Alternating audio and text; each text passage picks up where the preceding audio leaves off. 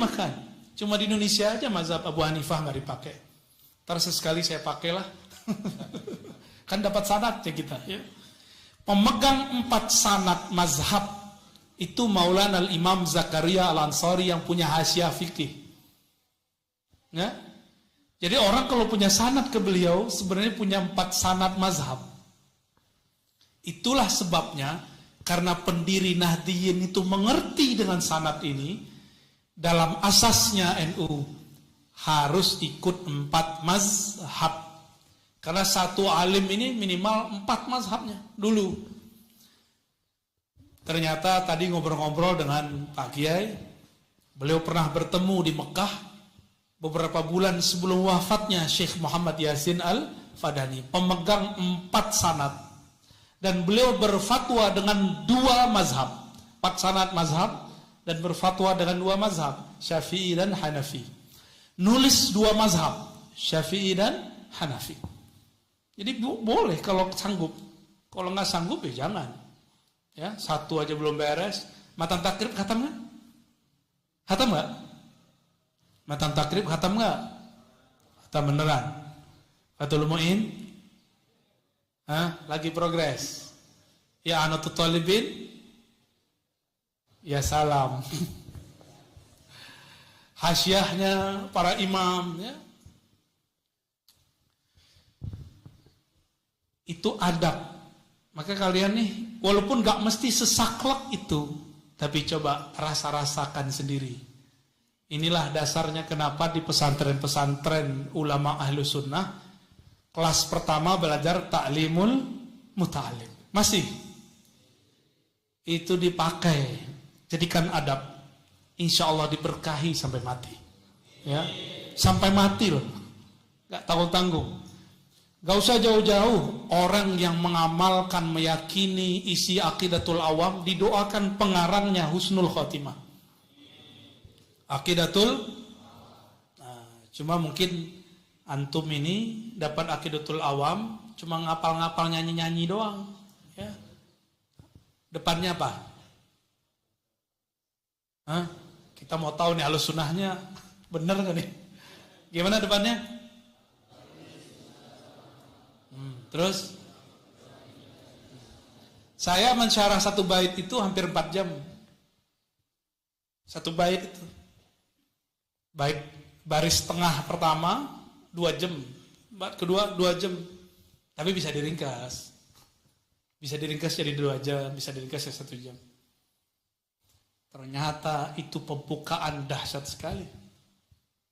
Dahsyat sekali itu pembukaannya. Belum lagi baris keduanya. Bait berikut-berikutnya. Beliau Sayyid Ahmad Al-Marzuki, seorang wali Allah Subhanahu wa ta'ala. Jadi mereka kalau nulis, itu isyaratnya isyarat dari Nabi. Usut punya usut, beliau sebelum nulis kitab, mimpi bertemu Rasulullah SAW, disuruh nulis kitab. Selesai nulis kitab, setoran lagi kepada Rasulullah SAW. Beliau mazhabnya juga Maliki. Murid-muridnya banyak bermazhab Syafi'i. Salah satunya Said Ahmad Zaini Dahlan. Gurunya para ulama-ulama Nusantara di sana dulu. Syekh Ahmad Khatib Minangkabau ngambil ke beliau, Syekh Nawawi ngambil ke beliau. Dari nama Syekh Nawawi lah diambil nama ayahan, ya, Bahyai Nawawi, ya, yang juga seorang mursyid, seorang faqih. Taib. Imam Syafi'i masih kecil, umur 10 tahun, ya wajahnya masih culun lah. Tahu culun? Tahu ya? Kak wajah-wajah kalian inilah. Imam Syafi'i, anak kecil kan belum bisa fokus kalau duduk. Pasti gerak-gerak, main-main mulut, gitu ya. Imam itu, ini saya lagi mempraktekkan itu di Jakarta ya. Walaupun majelis kita nggak besar, saya pakai ruko. Untuk ngaji kitab tuh pakai ruko. Pesertanya kebanyakan mahasiswa santri. Jadi kita saring siapa yang masuk. Kalau baca kitab ada mukridnya. Ada mukrid. Ada asisten yang baca kitab. Di zaman dulu belum ada cetakan. Itu cetakannya apa, kitab kuning kalian tuh ya? Apa? Maktabah Haramain gitu ya. Itu pasti kulitnya apa? Kuning tuh warnanya gitu. Ya. Maktabah macam-macam lah. Di zaman itu nggak pakai maktabah. Imam Malik kalau punya murid yang boleh jadi mukri'nya harus hafal Al-Muwatta dari awal sampai akhir. Berat atau berat? Berat ya. Untung kalian nggak di bahasa Imam Malik ya. Boro-boro nyontek. Nggak bakal mungkin bisa nyontek. Suatu kali mukri'nya salah baca, anak kecil yang 10 tahun yang gak dianggap oleh Imam Malik meneruskan bacaan itu dengan tanpa beban. Anak kecil kan suka-suka dia kan. Itu sampai beberapa riwayat dilengkapi. Imam Malik melihat ini anak siapa? Bertambah umurnya 11 tahun. Kemudian besok-besok jika si mukri gak bisa, langsung yang diperintahkan Imam Syafi'i muda, Muhammad bin Idris. Belum dikenal sebagai Syafi'i. Masih Muhammad bin Idris. Umur 12 tahun disuruh ngajar bab puasa.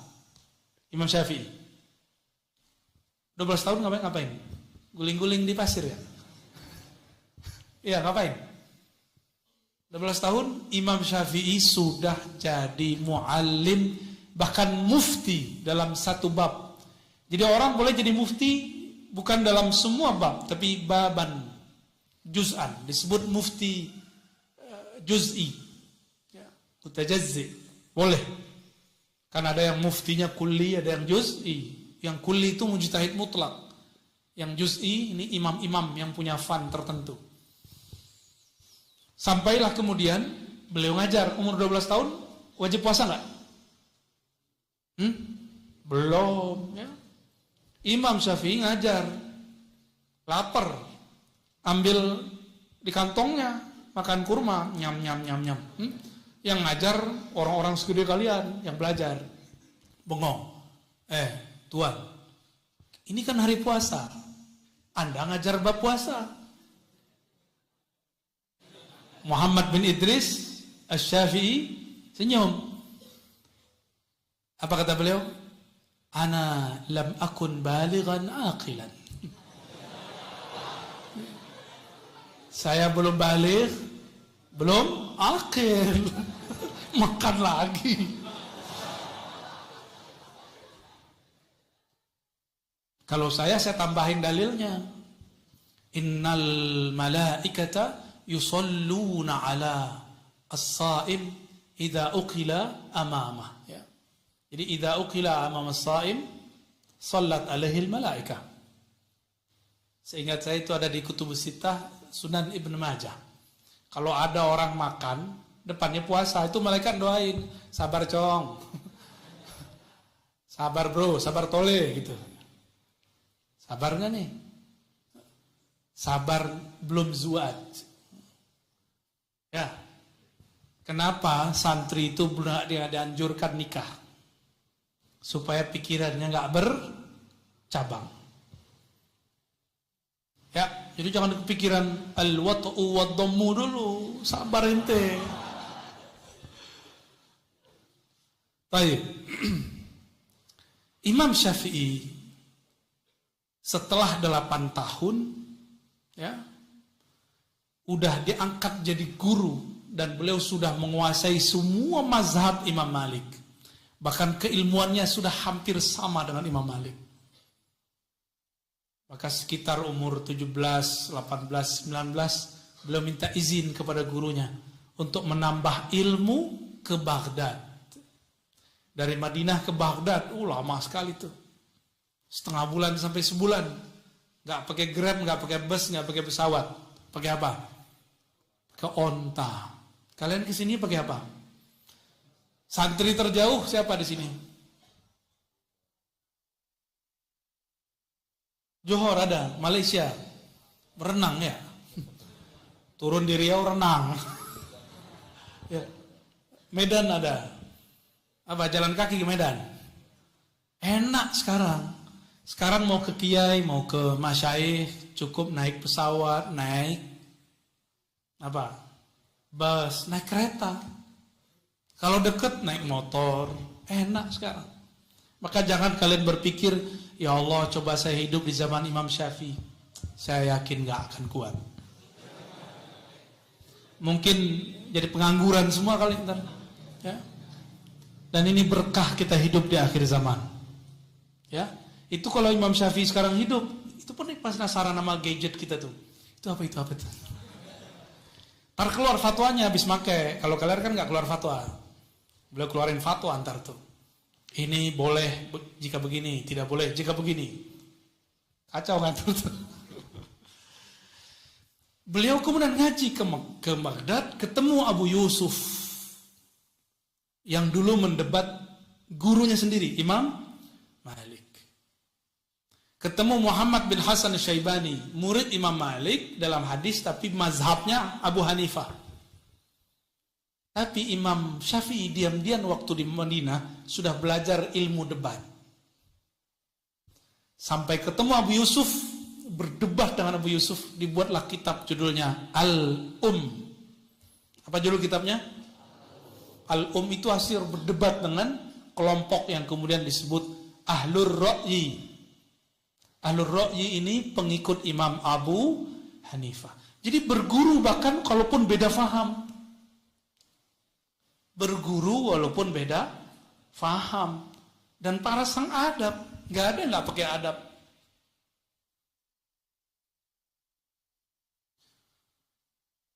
Kemudian beliau berguru lagi ketika bertugas. Jadi beliau pernah sempat jadi PNS, jadi qadhi, pejabat. Diperintahkan ke Yaman, umurnya masih 20-an. Masih muda, udah jadi qadhi, jadi hakim. Tapi di Yaman ada pergolakan politik, orang Syiah lagi bangkit. Imam Syafi'i pernah berguru ke orang yang, maka beliau dipanggil ke Mekah, dirantai. Disitulah beliau menggunakan mantik yang baru. Disidang oleh Harun ar-Rasyid, ini kisah sangat masyhur. Kakinya diborgol, tangannya diborgol. Ketika disidang, Imam Syafi'i langsung mengatakan, Assalamualaikum ya Amirul Mukminin. Dijawab nggak kalau ada orang ngucapin salam? Waalaikumsalam warahmatullahi wabarakatuh. Salam artinya apa? Selamat itu terjemahan bahasa Indonesia. Al-Arabiyah bil Arabiyah. Apa arti as-salamah? Al-bara'atu min al-awrati waz-zunubi wan-naqaisi. Catat dong. Kalian sering baca Allahumma antas salam? Allahumma antas salam wa minkas salam, lantas jalan. Ya. Allahumma antas salam bukan pemberi selamat, itu keliru. Antas salam yang maha terbebas, maha suci daripada keburukan-keburukan dan kekurangan-kekurangan. Itu arti as-salam. Kalau terjemahan sekarang kan maha damai, itu gak pas secara ilmu. Bisa dicek dalam kitab Al-Iqtisad. Bukan Al-Iqtisad yang pas ya. Al-Maqsad Al-Asna karya Imam Abu Hamid Al-Ghazali. Bisa dicek di situ. Imam Syafi'i disidang ditanya. Nah, karena Harun ar-Rasyid ini orangnya sangat senang ngaji. Maka dia tanya persoalan Quran. Dulu ada ujian. Kalau orang mengatakan Quran makhluk, maka dia disidang. Sebaliknya nanti keturunan dia setelahnya kebalikan itu. Ditanyalah Imam Syafi'i, apa pandanganmu tentang Quran, wahai Syafi'i? Karena yang ditanya lebih pintar dari yang bertanya, ditanya balik. Kau mau Quran bagian mana? Mau muhkamnya, mau mutasyabihnya, mau nasikhnya, mau mansukhnya, mau asbabun nuzulnya, mau am, mau khas, muqayyad, mutlak. Itu Amirul Mukminin ini langsung palanya ngebul. Pelan-pelan. Maksud kamu apa? Itu muhkam mutasyabih itu apa? Baik, jika engkau ingin mendengar penjelasanku, karena aku sudah mengucapkan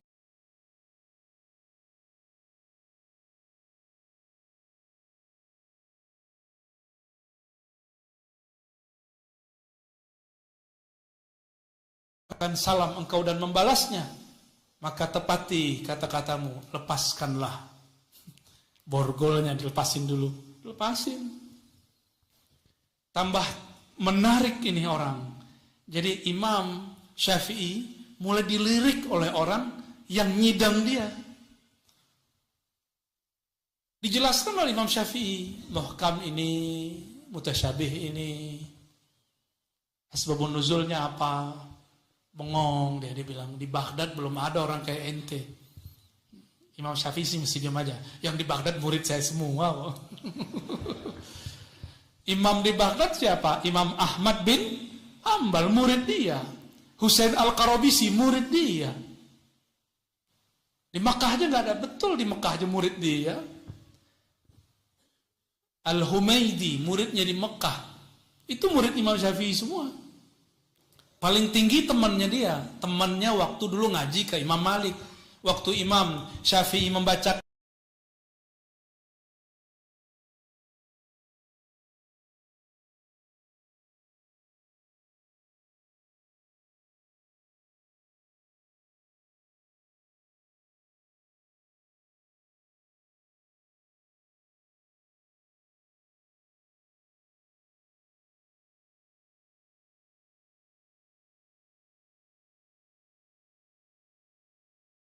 kan hadis, dia ngorok di belakang. Kira-kira gimana? Keder semua kiai-kiai Baghdad sama Kiai Muhammad bin Idris Asy-Syafi'i. Ya, kira-kira begitu. Kenapa beliau bisa sehebat itu? Satu, doa ibunya. Yang kedua, adabnya kepada guru.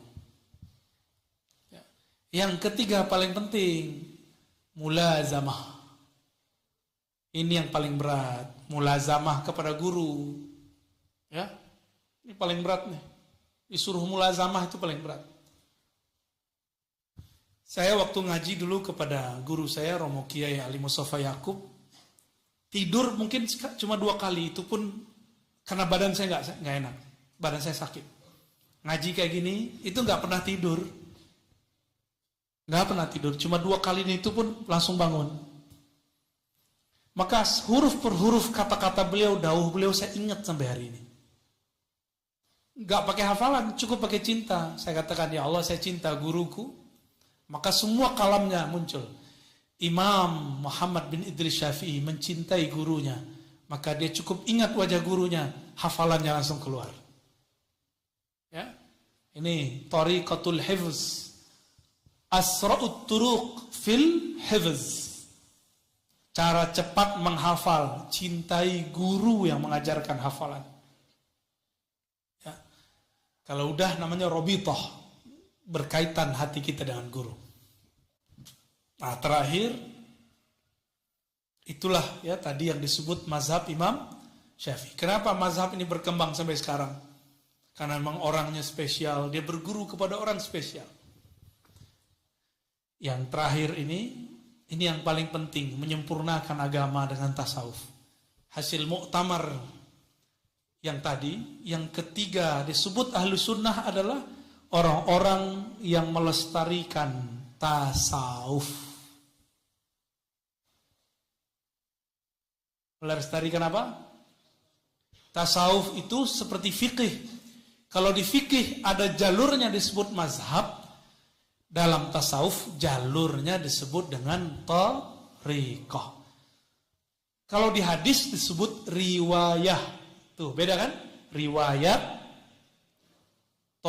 mazhab, thariqat. Ada riwayat yang sahih, ada riwayat yang dhaif. Sama, ada mazhab yang kuat, ada mazhab yang lemah. Ada thariqat yang nyambung kepada Rasulullah, ada thariqat yang gak nyambung. Ada yang mu'tabarah, ada yang tidak mu'tabarah. Dan Kiai Antum yang di hadapan Antum di samping saya ini salah satu tokoh yang memegang sanad yang sahih itu. Baik secara akidah, baik secara fikih, apalagi secara tasawuf. Ya. Jadi kalian beruntung.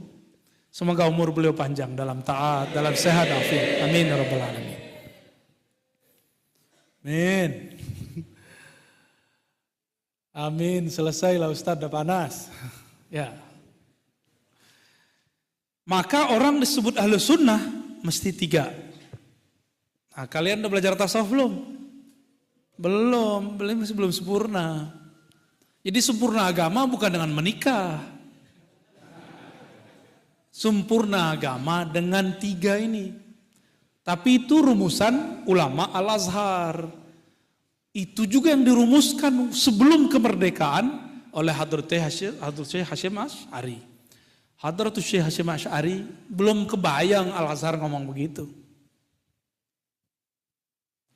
Tapi di akhir masa ini, di akhir zaman ini ada tambahannya sesuai hadis Nabi. Harokah. Tambahin yang keempat, apa? Harokah. Harokah pergerakannya itu juga mempengaruhi. Maka jangan heran nanti ada kiai akidahnya sama, mazhab fikihnya sama, bertasawuf juga, tapi harokahnya berbeda. Harokah yang mana yang kita ikuti? Yang tujuan harokah ini kan banyak pergerakan-pergerakan. Organisasi ini, harokah ini, jam'iyah ini. Semuanya harus mengikut kepada hadis Imam Ahmad. Apa kata Nabi SAW? Nanti setelah ada khilafah Rasyidin, ada mulkan, adhan, kekuasaan yang masih menggigit Al-Quran Sunnah, masih berpegang teguh. Habis itu mulkan jabbaran. Mulkan jabbaran. Otoriter. Orang-orangnya gak ada rasa kasih kepada orang. Gak punya rahmah di kolbunya. Beda dikit benci. Kiainya beda sama dia tentang kiainya. Khawarijul asar. Mereka lah khawarij zaman ini. Nabi mengatakan summa takunu khilafatan ala minhajin nubuwah. Di akhir zaman ada khilafah. Khilafah itu artinya pemerintahan yang menggantikan sebelumnya. Ala minhajin nubuwah. Manhajnya manhaj nubuwah. Nubuwah itu kata Imam Al-Hakim At-Tirmizi, al-ilmu billah, yang berdasarkan ma'rifatullah, mengenal Allah SWT.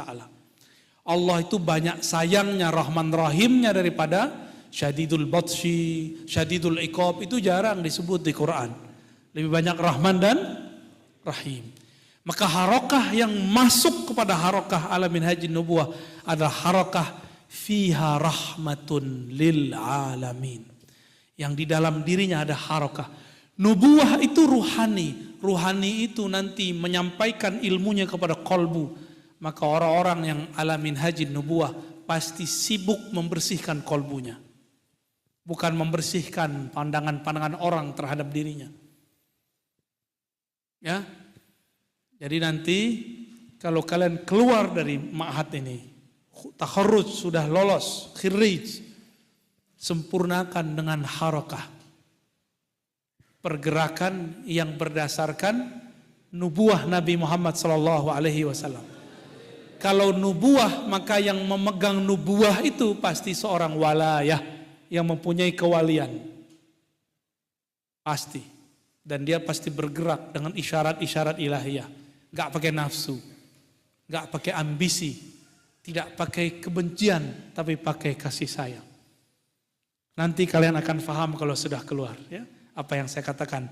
Ada kiai 3 di depan ahlu sunnah, tapi harokahnya tidak ahlu sunnah. Harokahnya khawarij banyak.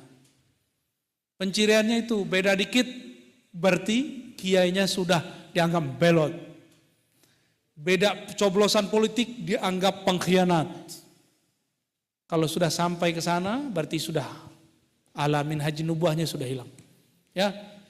Berarti ada 4 ya, karakter ahlus sunnah. 3 sudah dirumuskan ulama kita terdahulu, 4 kita tambahkan berdasarkan hadis ini. Karena faktanya sudah sangat berat. Barangkali itu Pak Kiai, Adinda, para santri sekalian, para asatis yang dapat saya sampaikan. Ada diskusi? Oke, tafadhol ya.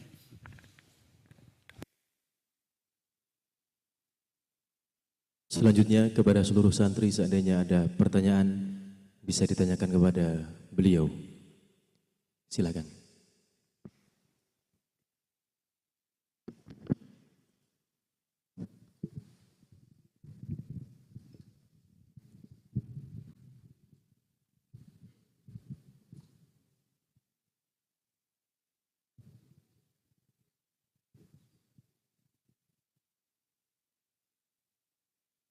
Assalamualaikum warahmatullahi wabarakatuh.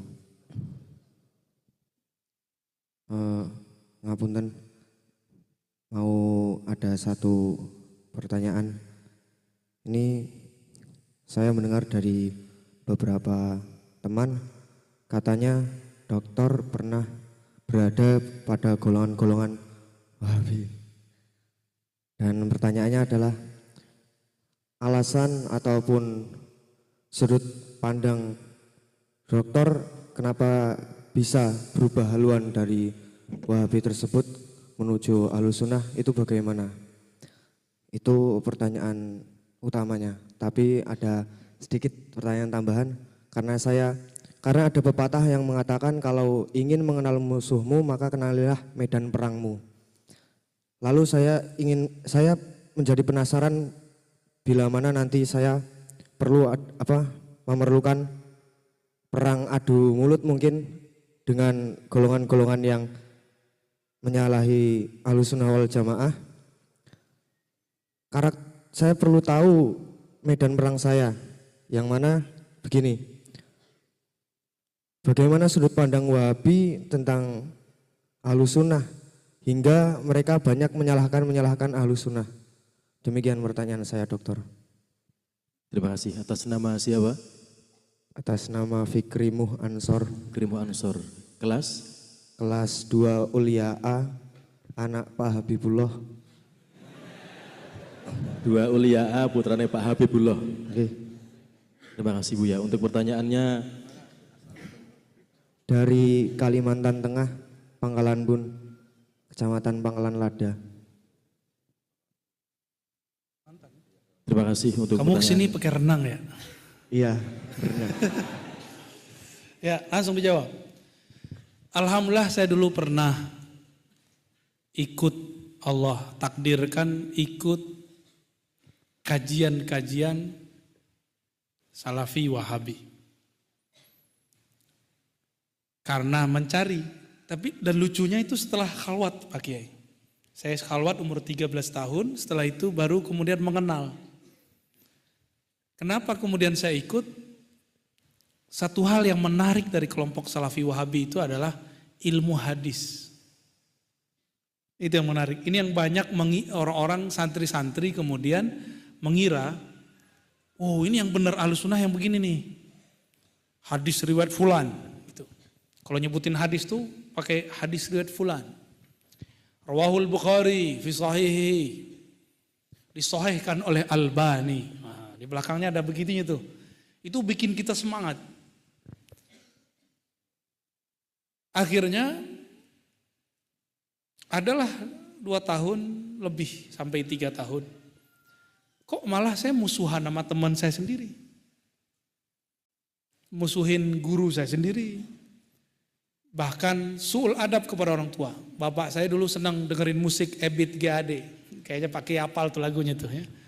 Saya dengar suara pakai enak soalnya ya. Itu di rumah saya lemparin pakai ke belakang, ke parit. Ciung, tuh nanti ada lagu Dewi Yul. Ciung, kamu kan tahu kan Dewi Yul kan? Udah nggak tahu. Itu zaman-zaman kita dulu tuh ya, Betaria Sonata. Saya ambil lempar semua. Bahkan tip saya rusak. Ini akibat belum tazkiyah sudah dapat ilmu. Jadi ganasnya ini belum dilembutkan, belum dijinakkan. Dia harus dijinakkan dulu. Keberingasan dalam diri, baru diajarin ilmu.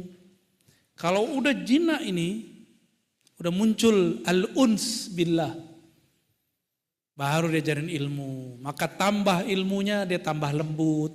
Dalam kelembutan itu ada kekuatan yang azim. Kekuatan yang luar biasa.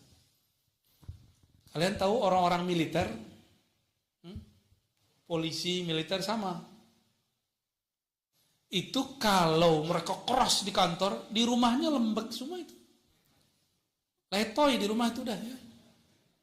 Sama istrinya yang tidak sekuat dia. Emang begitu. Kuat badannya, kuat gertakannya, emosinya. Di rumah takluk. Rata itu 90%. Kan yang ngomong kawan saya sendiri yang anggota ya kan. Kok bisa begitu? Ya begitulah adanya. Suami-suami, miswa, al-khaifin. Yang punya sifat khauf. Orang la khaufun alaihim walahum yahzanun. Makanya canda kiai-kiai, kalau mau jadi wali, nggak boleh takut sama istri. Kan la khaufun alaihim walahum yahzanun. Hormat, tapi nggak khauf. Ya. Lalu saya nggak berhenti berguru. Di saat saya lagi ikut kajian-kajian Ustadz Salafi. Jadi saya dulu berguru ke Ustadz Salafi tamatan Al-Azhar Mesir. Ini kan lucu. Al-Azhar itu kan kayak Nahdiyin.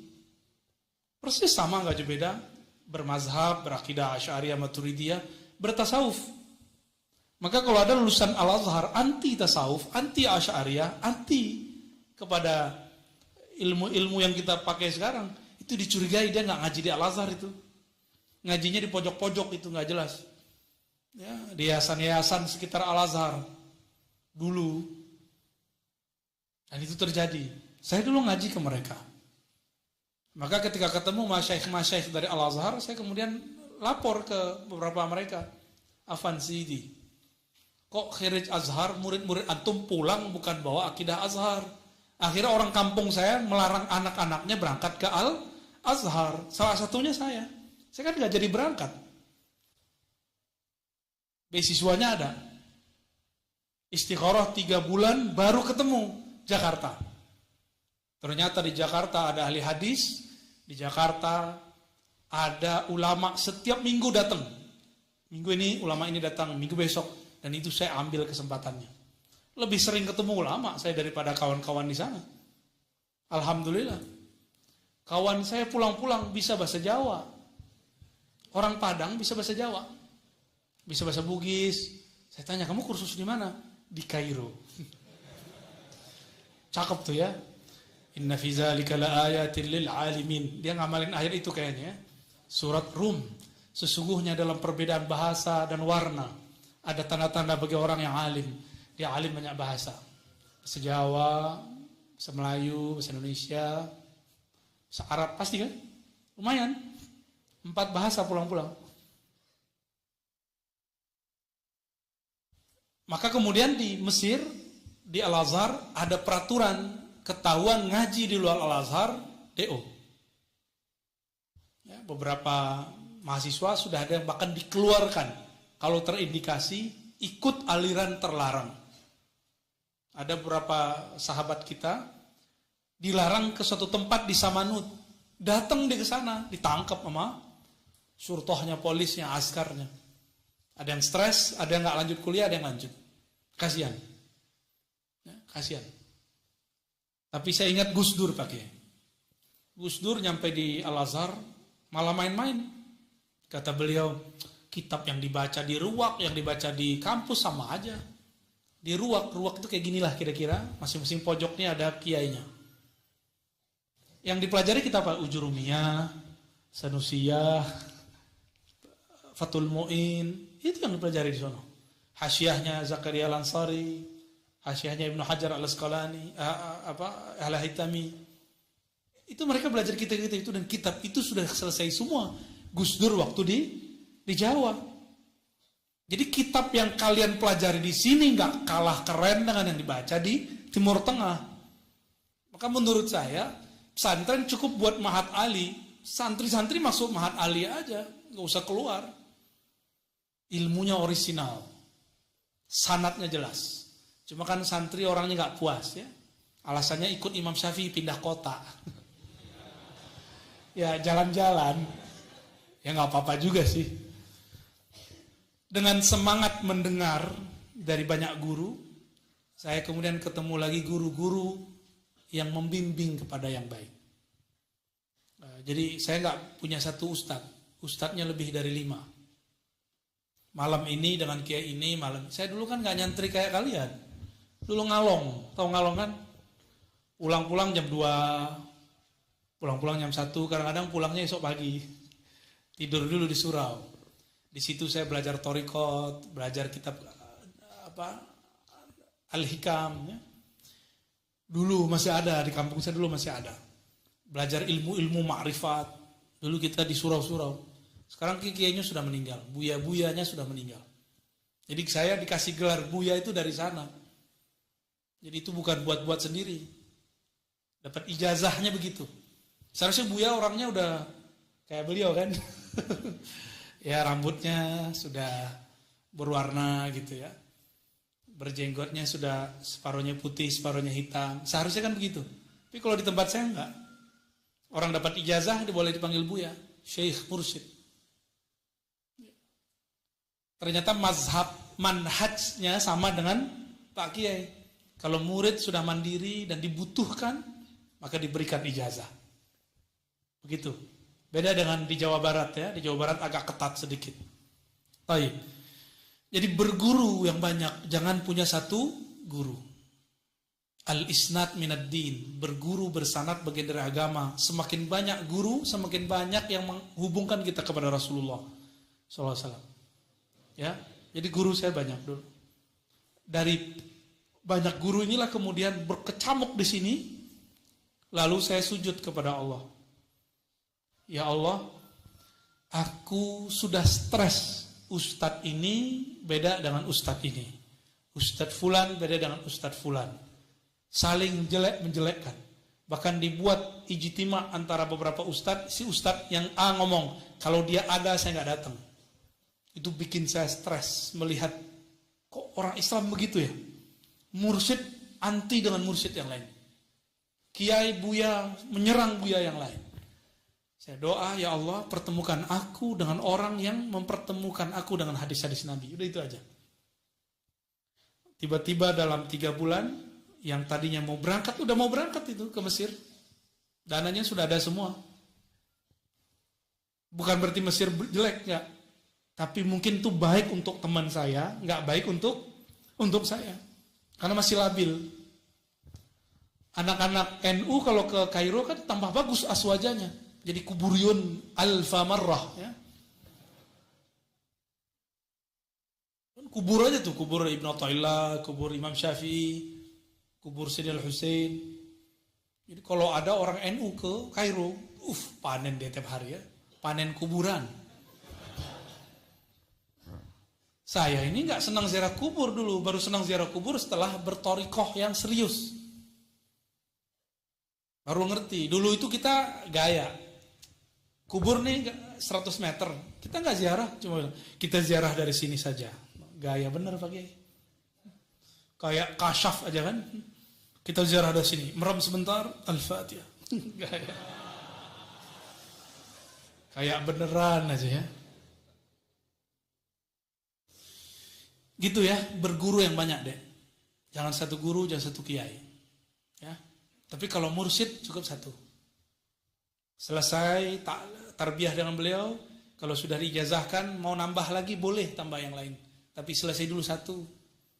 Jangan belum nanggung di sini udah pindah lagi. Sama kayak orang mau kelas 6 baru kelas 5 pindah lagi. Sama kiai di sana kamu kelas 5 lagi. Mau selesai pindah lagi. Akhirnya cerita kemana-mana, saya banyak torikot tapi nggak ada satupun yang selesai. Saya banyak kiai tapi nggak ada satupun yang mateng. Nah itu nggak baik. Khuz min kulli syaikhin. Ambil dari semua guru. Lakinnal mursyid wahidun. Tapi mursyid cukup satu. Biar kalau zikir fokusnya satu. Ya. Yang kedua tadi apa? Udah ke bawah airnya. Udah dapat. Ya, khalas. Terima kasih atas jawabannya Buya. Sudah puas Mas Fikri? Silakan satu pertanyaan lagi tadi di belakang ada. Bisa maju ke depan dulu.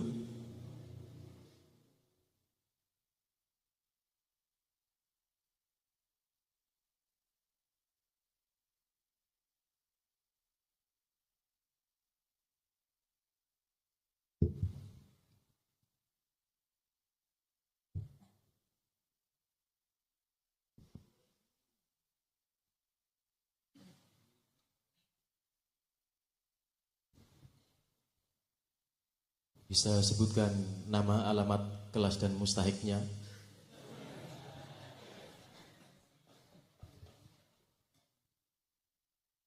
Ya, terima kasih atas waktunya.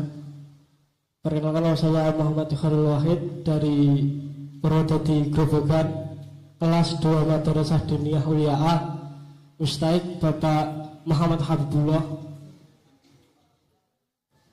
Di sini saya akan bertanya soal tadi dikatakan oleh Buya bahwasanya untuk mengatamkan kitab takrib pun itu masih sulit, belum khatam. Itu ada mau dikatakan bahwasanya ada metode mudah untuk memahami kitab dan menghatamkannya cepat.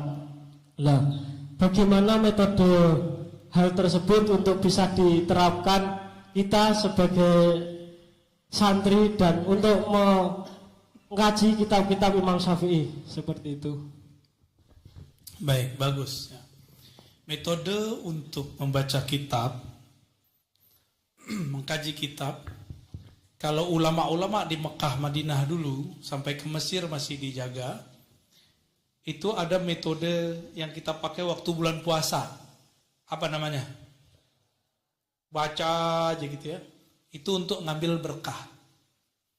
Itu namanya tabarruk. Lalu yang kedua ada namanya tafaqquh. Jika ingin menjadi orang yang dapat keberkahan, cukup khatam-khataman.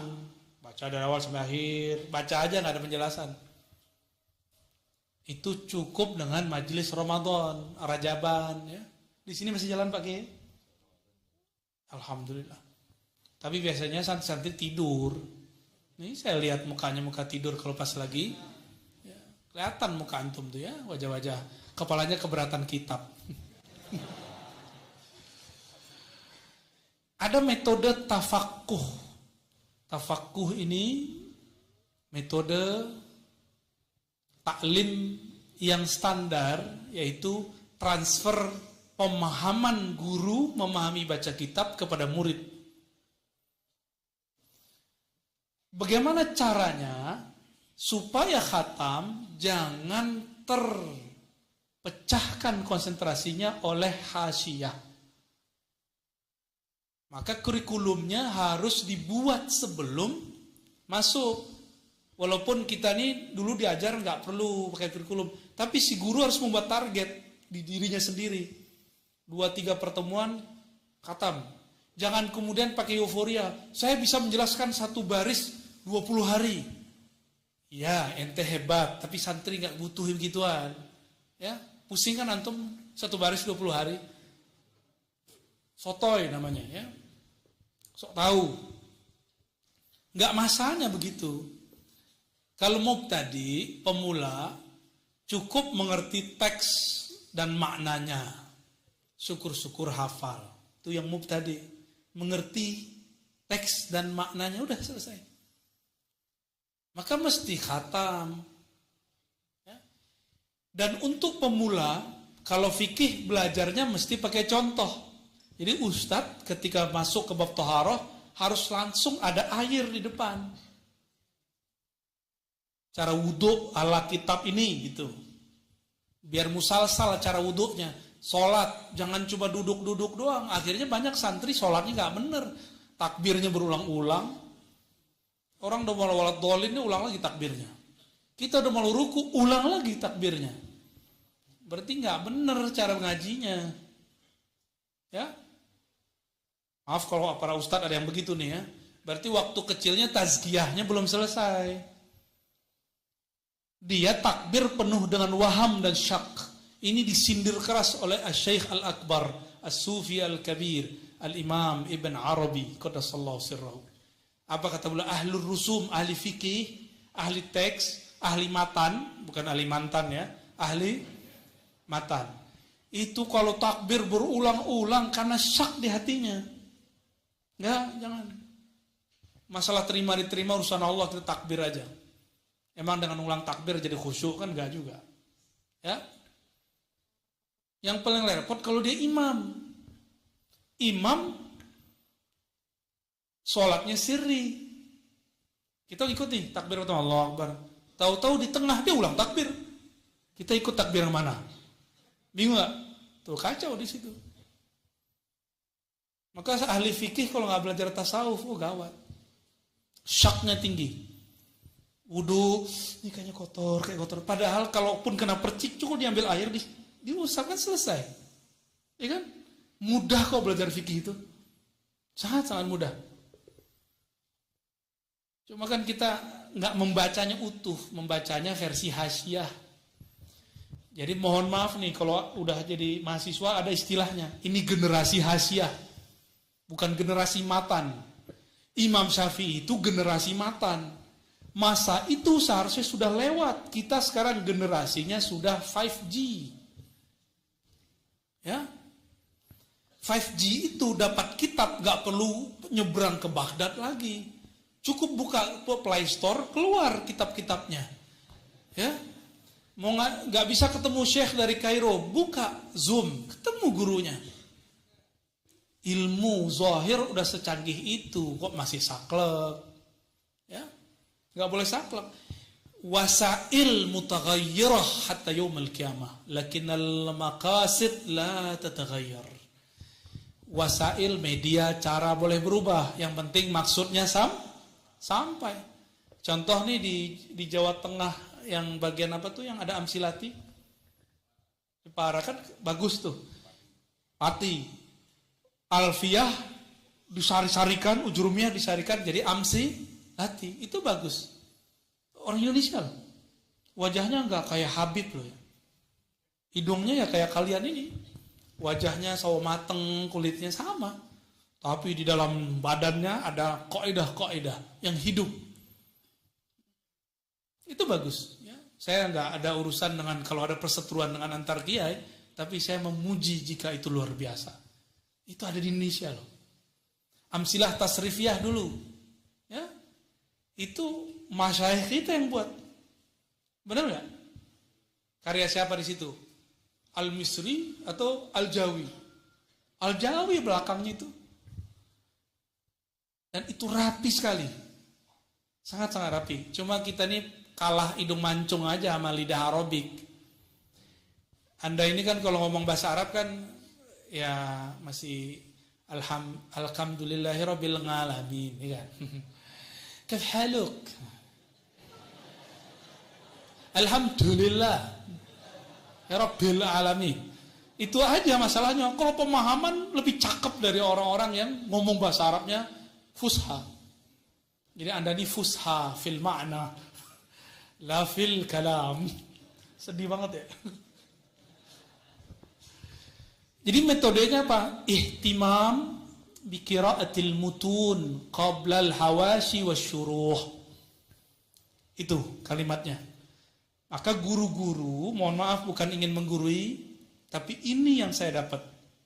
Dulu waktu saya talaki kepada anak Syekh Muhammad Sa'ir Muntan Al-Buti, Syekh Taufik, kami ihtimam dengan matan. Matan takrib. Khatam matan takrib baru pakai Hasyiah Ibn Qasim. Enggak khatam tuh Hasyiah Ibn Qasim. Cuma udah khatam matan takrib. Kayak gitu. Ya. Kenapa jangan sibuk dengan hasyiah? Hasyiah itu sebenarnya sudah ada dalam kepala guru. Jadi standar guru yang ideal, ilmu di hasyiah itu di kepala dia semua udah. Berat ya? Berat jadi guru begitu ya? Jadi dia bisa buat hasyiah sendiri. Hasyiah itu, guru nih menjelaskan makna teks. Dicatat sama guru, itu jadi hasyiah.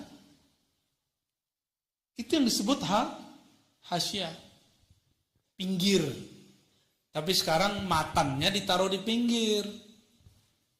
Padahal seharusnya ditaruh di tengah. Kira-kira gitu. Maka kepada para guru saya harapkan kalau ngaji kitab-kitab, ihtimam dengan matan. Nanti ketika selesai target kita, baru kita masuk ke hasyiah. Apa makna teks per teks. Terus, oh ya tadi, kamu tadi nanya itu ya, cara debat ya. Nah ini nyambung nih. Jika ada bahsul masail fiqhiyah, mesti ada bahsul masail kalamiyah. Lalu yang ketiga ada bahsul masail hadithiyah. Minimal 3 ini. Kalau mau berhadapan dengan kelompok-kelompok yang tadi membid'ahkan kita, harus paham yang 2 dan 3-nya. Mereka udah gak mempan pakai Fathul Mu'in. Kejadian di Jakarta, Ustadz pakai Fathul Mu'in, I'anatul Talibin. Si dia ini, kelompok Wahabi ini pakai Sahih Bukhari. Apa kata dia? Masa ente pakai I'anatul Talibin lawan saya yang pakai Sahih Bukhari. Tuh, cemen kan antum digituin? Repot kan? Kalau orang pakai Sahih Bukhari, lawannya Sahih Bukhari. Gitu. Minimal Sahih Muslim, ya kan? Kalau enggak karya Imam Syafi'i. Jadi harus ada bahsul kalamiyah, debat kalam. Apa yang diperdebatkan orang? Tuhan di langit, Tuhan turun, bersemayam duduk di atas aras, Sayyidina, tawassul, masuk ke situ semua tuh. Ada bahsul kalamiyah ini, bisa juga nanti bahsul tasawuf, bahsul masail sufiyah. Di Timur Tengah jadi kitab itu. Saya udah temu ada 2 kitab khusus tentang hasil bahsul masail mereka. Apalagi beliau ini seorang mursyid, pasti ditanya orang dalil robitoh, tawassul, kenapa talqin begini, itu ada semua. Maka bahsul masail ini rumah besar, di bawahnya harus ada sub-sub. Siap buat itu? Hah? Di sini ada bahsul masail. Bahsul masailnya sekarang dibuat cabang-cabang. Ada ya mungkin pimpinan basail fikhiyah, maka dia takhusus fikih. Ada bahsul masail kalam, dia menguasai kitab-kitab yang tadi, kitab akidah tadi, ya usuluddin. Bahkan dia membaca karya-karya Wahabi. Kalau perlu kita buat daurahnya di sini, ya. Di mana nih akidah mereka nih, menyimpangnya di mana, ya. Nanti kita unjukin atu-atu. Insya nggak tahu kapannya, wallahu a'lam bishawab.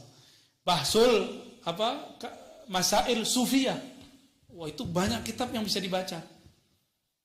Maka muncullah nanti orang-orang yang siap menjadi tentara-tentara, singa-singa ahlus sunnah wal. Nggak perlu keluar negeri antum mau hebat. Coba orang-orang hebat yang terkenal di Indonesia dari dulu siapa aja? Agim, ya. Agim elektro, nggak tamat lagi. Ngaji hikam. Ustadz Arifin Ilham, ahli zikir. Kiai-kiai ikut sama dia. Kiai-kiai yang jago baca kitab, ikut zikir sama Ustadz Arifin. Itu di pesantren nggak selesai. Pindah ke pesantren yang lain. Darul Rahman atau di mana dulu. Tapi Allah berkahi dia. Ternyata guru dia dulu, ayah teman saya. Kata gurunya ini, dulu Ustadz Arifin sering kita kasih had. Apa kalau bahasa kita di sini apa? Dam. Ya. Sering dapat hukuman, tapi dia ridho. Maka Allah berkahi hidupnya. Kayaknya siap-siap mau dapat sanksi nih pakainya. Saya doakan nanti itu jalan. Siapa tahu karena ini pesantren menurut saya sanatnya tua, keilmuannya tua, apa salahnya yang pertama memulai itu? Bahsul masail yang banyak tadi, ya. Insya Allah.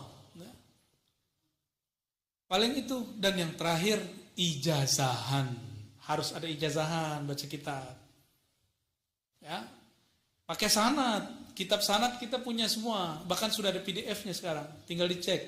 Minta sanad ke beliau, beliau dapat sanad ammah, ijazah ammah dan khasah dari Syekh Yasin Al-Fadani.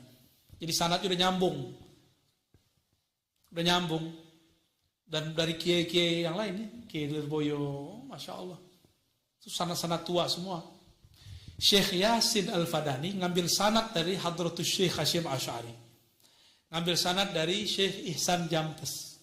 Tuh, Syekh itu ulama di Mekah. Ngambil sanad ke Jawa.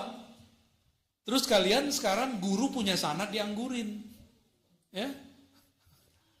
Allahumma shalli ala Muhammad. Khalas? Udah pakai? Udah jam 12 ya. Kurang. Baik adinda para santri yang diberkahi Allah. Julusuka huna barakah. Hatta sukutuka huna fihi barakatun minallah. Waqad basatal malaikah ajnihatahum alaikum ridha bima tatlubun. Ya.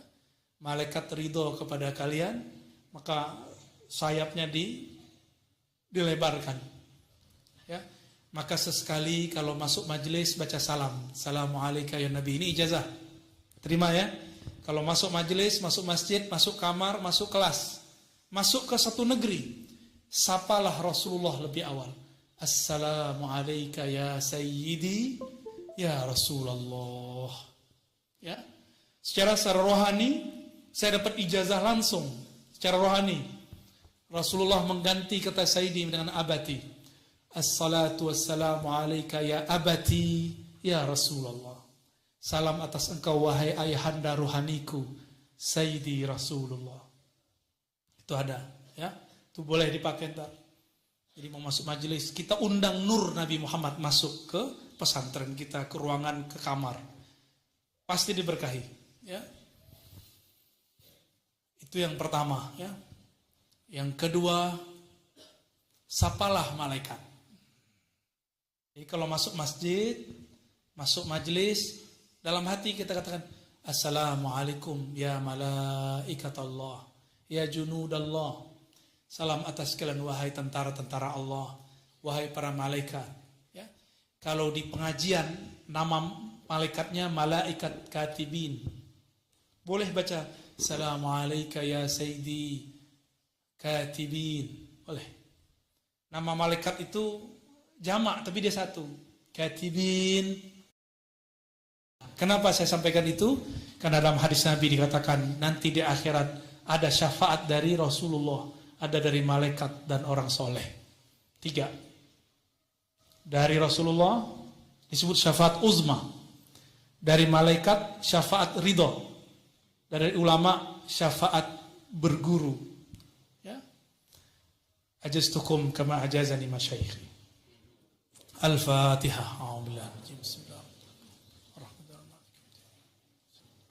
Siratal ladzina an'amta 'alaihim.